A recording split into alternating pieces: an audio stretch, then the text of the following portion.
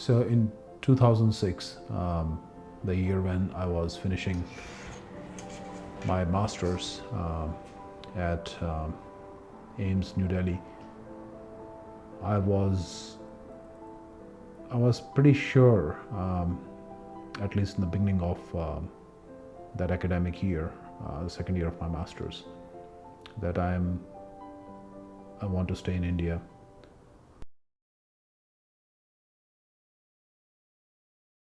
It was clear to me that I wanted to do a PhD because, one, I think I enjoyed the subject. I enjoyed biochemistry. I enjoyed science. The second was probably more a practical reason, because I didn't see any opportunities, job opportunities at the time, that would kind of, pull me away from kind of the idea of pursuing a PhD. So it was quite clear that I will do a PhD, and also it was kind of clear to me that it is going to happen in India.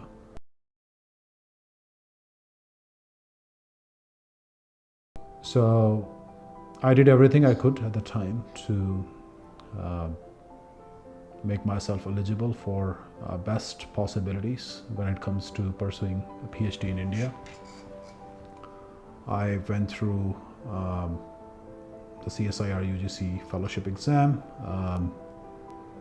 I was quite fortunate. I qualified for CSIR UGC GRF fellowship. Actually, 2 times. First time it was just to see how the exam is. I appeared the time probably I was not even eligible, which was 2000, first year of my master's, and I qualified CSI UGC GRF at the time itself. And then at the time next year, second year of my master's, when actually I was eligible, I appeared again because just wanted to make sure that I don't become kind of ineligible when it comes to activating that fellowship. Also, I appeared for the GATE exam, also qualified for that. For GATE, I had All India rank 31. So it was pretty clear to me that I wanted to stay in India. I think in the second year, some things changed, and I guess as I spoke with some people at AIMS and some folks who had studied at AIMS and now had moved on, I just felt at the time that maybe I should look for other opportunities outside India as well. I think one of the factors that influenced my thinking when I was doing my master's as to where I should pursue my PhD was my family situation, I think. So I come from, I would say, kind of a lower middle class family in terms of our financial situation my family had at the time. It was there were a few events that happened as I was doing my bachelor's, me and my brother, and there was always this thing in kind of back of our minds that we need to be on our feet as soon as possible, or financially independent. And not only that, also the fact that we should also support our parents as much as we can. This, together with some discussions with some folks who had already started their PhD, came to this realization that maybe looking at the US at the time, or the West, Europe, won't be a bad idea. So I started looking at opportunities in the US. For the US, of course, I had to prepare for this GRE exam at the time. Now I think it has become optional. Also test of English as foreign language, TOEFL, prepared for that.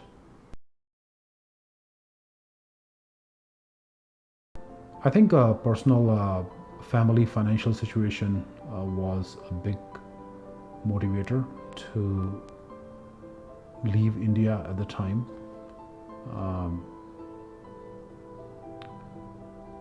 Earning in dollars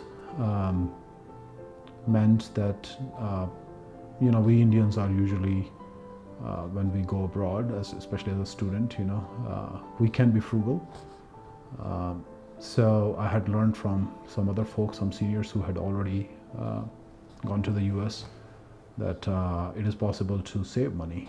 So if you get $2,000 stipend, fellowship at the time, $2,000 per month, you could save like $1,000 if you are careful. Because we usually cook our food ourselves. I have been vegetarian throughout my life, kind of a strict vegetarian, no eggs even. So that meant that a lot of cooking at home. So that idea was there. Okay, if I'm able to get a PhD position in the US or in Europe, then that would mean that not only I can support myself, get quality education, but I can also potentially lift my parents' financial situation. So that was a big influence or motivation at the time.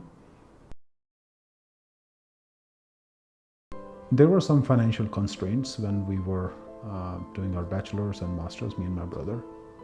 Although we always studied in these public universities, so the fee was rather low, but still, the daily expenses, paying for your food, paying for the hostel and all that, it accumulates, right? It adds up. So in the beginning of our bachelor's, my dad had a bypass surgery, and that was a significant event. It had, of course, some financial implications. And in India, as we know, that unlike in the West, as students, you don't go and start working, right? In the West, it's quite common that people, while they are studying, they would go and they would do some work part-time. One, in India, it's not available because there are too many people who are willing to work full-time. So it's not that there is need. And two, it is also culturally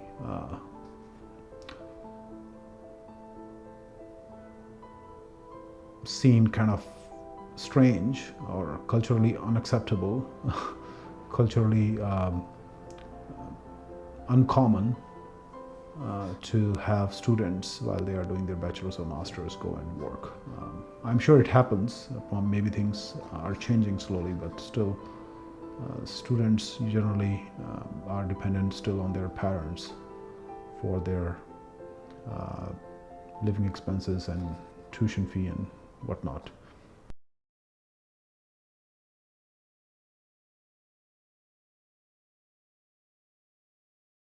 So during this period, there was a relative, cousin of my dad, who was born and brought up in the West, in Canada, and he was a very successful computer engineer, had his own company. So he somehow learned about our financial struggles at the time, and he was in India, and he decided to help us financially. So that was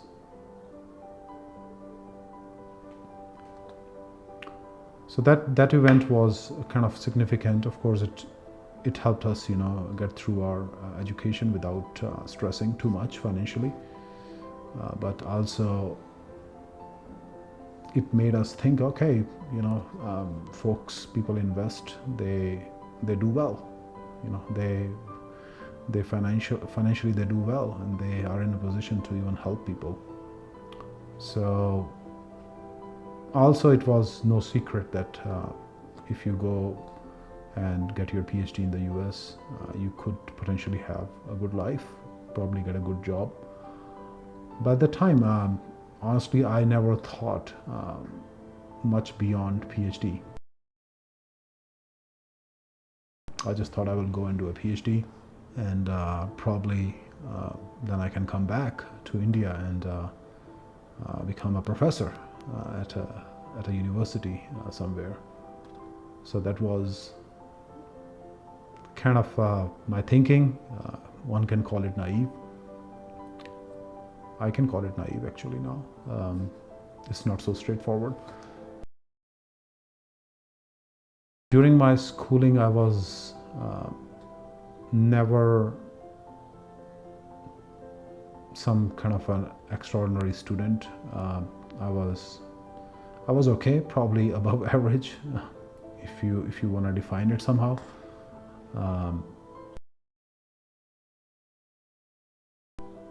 It was not until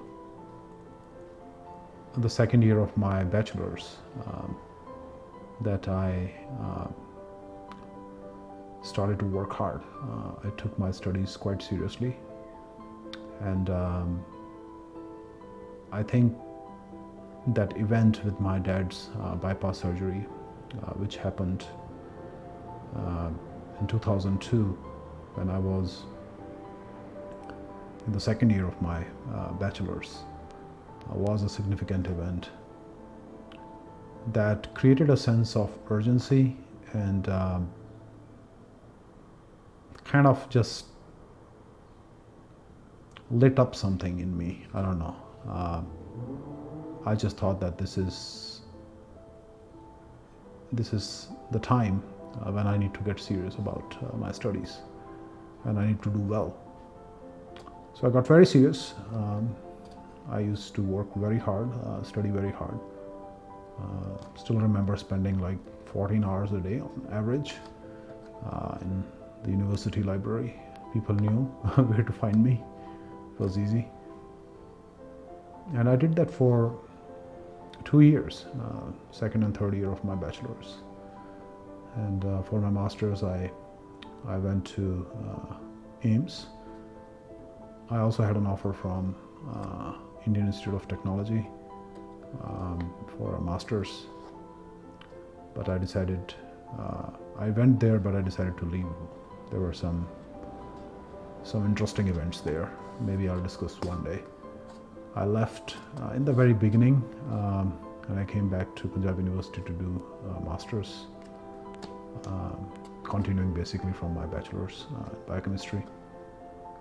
And then in a few weeks, the results for AIMS biochemistry came out, and I was surprised and quite fortunate, I guess, to get a call from them. I think it was never in my mind that I really wanted to go abroad for higher education or for PhD. I had a good friend who kind of knew, even during his bachelor's, that he wants to go to the US to do PhD. He prepared accordingly in a timely manner. It was kind of afterthought for me somehow to really seriously consider the possibility of doing PhD in the US. One of the reasons was it was expensive. It was expensive to make applications in the US for PhD program. First, one had to pay like $300 fee for just these two exams, GRE and TOEFL. And then on top of that, for every application you make, most universities had an application fee, which is kind of ridiculous. I don't understand why they would charge such application fee, especially for PhD programs, especially from folks coming from places like India and other countries where people don't earn that much money, especially back then. So nevertheless, I remember I made only 2 applications. I was late. I should have made applications earlier, but at the end when I decided, most of the deadlines were already over, so I could not apply to most of the universities. There were a few left, and then I decided to only apply to a couple because, as I said, it was expensive to apply for these PhD positions. I certainly felt, talking to my professors at Ames and also some other colleagues, some PhDs, some postdocs, that going to the US would be a good idea because also the quality of education is going to be better. Plus you will have much more exposure, which you are not going to have even at some of the good labs in India. I think probably that has changed now in the last 20 years. It was a long time ago. But at that time, I would agree that the level of exposure and visibility that one got pursuing PhD in the US in general was certainly much greater than one could have in India. Also, there was this curiosity factor, and I mean, honestly, in India especially, I'm Punjabi, so we all know that in Punjab it's a big thing to go abroad, or I mean not big, but it's like quite common, especially going on full fellowship for a PhD would be like, wow, this person or this family hit a jackpot. So it was a moment of great pride for my parents also when I got this fully funded PhD position from two universities actually. So one could not say no to that, right? Especially recognizing that a lot of people are paying so much money to even use questionable routes to go to the US or to Canada or whatever. So if I was getting an opportunity to do a PhD, fully funded PhD, there was no way I could say no to that, right? And I didn't.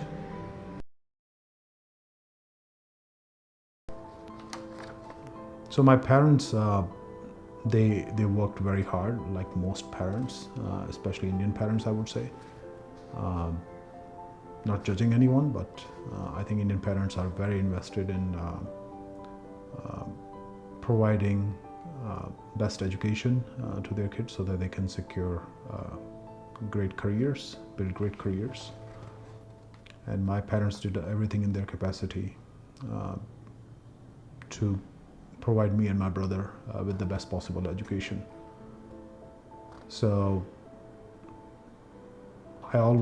we always felt indebted to them, and we knew that they used everything they had to get us the best possible education. Most people, so I come originally from a village. I got my I went to high school in a town called Sirsa. And if you want to do BSc, Bachelor of Science, most people will say, especially if your parents don't have too much money, they will say, yeah, just do a bachelor's in Sirsa, on this your local town. You don't need to go to Chandigarh to do a bachelor's. But my dad was quite insistent. He said that, yeah, if you really want exposure and you want to widen your horizon, you want to build connections, and you want to think differently, you have to go to a bigger city. So that meant financially it will put more strain on them, but he still did that. They still supported us. I still remember when everything was done, I got my US visa. and now I had to buy a ticket. Also, I did not have too many clothes. So my dad said that, yeah, you should do some good shopping. You should have good clothes when you go to the US. So in order to buy my ticket and to buy me clothes and other things that I needed as I was getting ready to depart, to pay for that, I still remember my parents had to take a loan against an FD they had in the bank. They didn't have much money. Actually, they had very little money, so they had to take a loan. So that goes to show how parents or Indian parents really try everything they can to give you the best shot, to give you the possibility to have, you know, these opportunities, and to ensure that you look good.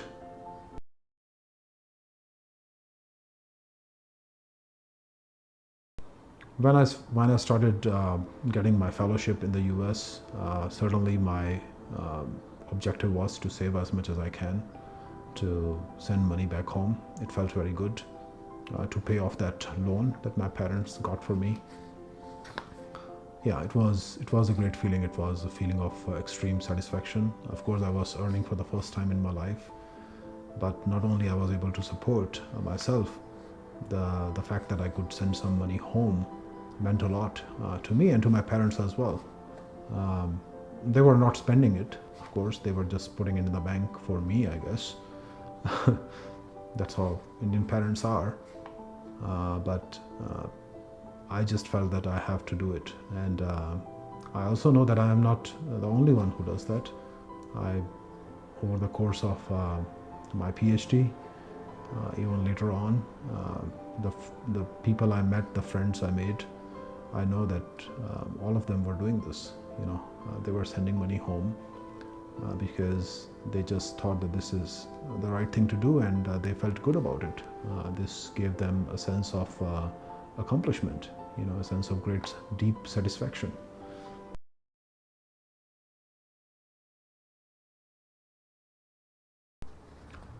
Yeah, in the very beginning, I think I just thought I will go for a PhD, as I said, and I thought I will come back and maybe I'll become a professor somewhere. But once I was there and I got into that system, American system or the Western system, I think the idea of returning permanently back to India became more of a question mark. I always thought, okay, after my PhD, maybe I'll consider, and then I thought, okay, after my PhD, I have to do a postdoc. And after my postdoc, I mean, you know my story. I didn't stay in the US, but I didn't come back to India. In 2008, I had moved to Austria. Maybe you can watch my first video to see what happened there. But yeah, I was still in the West. So this idea of coming back to India came to my mind many times, but somehow I just felt, I don't know what's the right word, kind of trapped. I didn't know how to go about it. I just didn't know the mechanisms to go back. My girlfriend in the beginning, and then my wife, you know, we got married in 2014. We had been together for many years, and she's Austrian, and she flew with me a couple of times to India. She loves India, but the idea of living in India with her was even more difficult. And even if I separate that, even just for myself, I was not entirely sure if I was ready to give up some of the Western comforts. You know, a system that one can call a system, right? Way more organized, the quality of life depends how you define it, but in general, the infrastructure, the public services, the healthcare system, the quality of hospitals, the quality of education, in general, safety, all of that may be changing, in the last 10, 15, 20 years. But generally, you feel like you are living in a more organized society. So that idea of returning became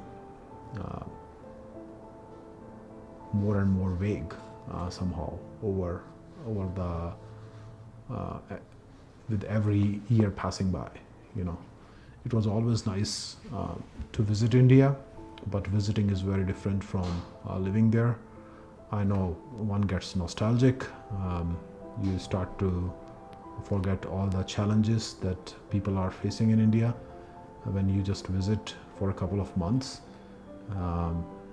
bringing in your dollars or euros, and you think that there are no problems here. It's all amazing. Food is amazing and everything is so much cheap. It's very different. You are a visitor. You are traveling. You are vacationing. You are not living there. And I think the idea of actually moving to India is a very different one. When you just visit for short term, it's a completely different story, I think.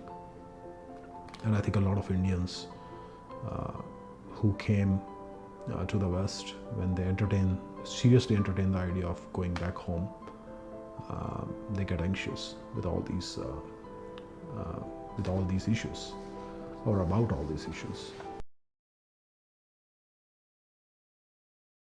I have a feeling, of course, it's based on my interactions with a lot of people I have come to know over the last 20 years since I left India, across many different countries. As you know, I lived in the US in the beginning, then I moved to Austria, I got my PhD in Austria, then I moved to Germany, lived in Germany, I did a short postdoc there, then I was back in the US for almost 8-9 years, and then came back to Europe, initially to Switzerland, then we lived in Italy for some time, and then we came back to Austria. So during all these years, what I have seen is that people are leaving India mainly for a better life, or with the idea that the life is going to be better, be it the life for themselves or be it even the life for their loved ones back in India, because they think that they will have much higher earning potential, and if they can save, that money will mean a lot back in India. It may not mean that much here, right? But when you send that money back in India with the ever increasing exchange rates or depreciating Indian rupee, sadly, that can mean a lot, right? And I think a lot of people, immigrants, have lifted their families back in India out of this financial stress, if you will, right? So that is certainly a big factor or I would say a common theme for a lot of Indians who come abroad, is the idea that their earning potential is much higher. I think almost everybody I have spoken with, and also this is my own personal belief, that living in another country is just not organic. Living in your own country is natural. You don't have to try hard. You can really be yourself. Of course, you speak English. If you go to the US or UK or Australia, it's all fine. But still, you will not be able to follow everything. You will not be able to follow some of the jokes they have, because there are many cultural differences also, right? We always try to fit in. We just try very hard to fit in. Indians are very adaptable people. We embrace different cultures, different religions, different festivals, but still It doesn't matter how embracing we are. The question is how embracing is the other society that we are trying to become a part of. And sadly, I think there is an increasing anti-immigrant sentiment around the world. A lot of this hate has also been directed against Indians, unfortunately, because of this narrative that is being spread, that Indians are just taking away American jobs, and now Americans cannot find their jobs. And the same kind of narrative is now building up in Europe. So that is very sad, because we know that Indians are always positively contributing to wherever they go. So Indians are probably the most law-abiding people, by and large. When they are, doesn't matter which country we are talking about, you will hardly hear an Indian creating some nuisance or committing a crime. Of course, it can happen, but still, I think if you look at the rate of criminal activity attributable to Indians, I think it's very, very low. So, but still, I always say that you will always be a foreigner. It doesn't matter whether you become an Irish citizen or Italian citizen or a German citizen. You are not going to become a German, you are not going to become Irish, you're not going to become Italian. With the US, it used to be different. I think US was probably the only country in the world where you could come from any country. You can work hard, you can really make it, you can live the American dream, and you can really become an American. But let's see if that is now changing. I don't know, but things have certainly changed a lot. Once you start living and you study here, and then maybe you do a job, you start a job here, you are also in that age where probably you get married, then you have kids. Things change then, dramatically. You are not the single decision maker anymore. Decisions are made considering a lot of other factors, other influences, other forces that are that are not solely determined by you. So it's not so easy, or I would say it's very difficult to just leave everything, and to say, oh, I'm going back to India, and pack my bags and say, yeah, I'm leaving.